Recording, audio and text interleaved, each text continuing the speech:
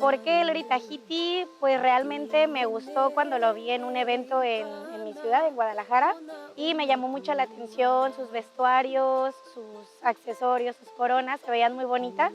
y me interesó mucho esa danza, entonces empecé a aprenderla y poco a poco fui conociendo más la cultura, más sus costumbres, sus tradiciones y me gustó más la cultura tahitiana.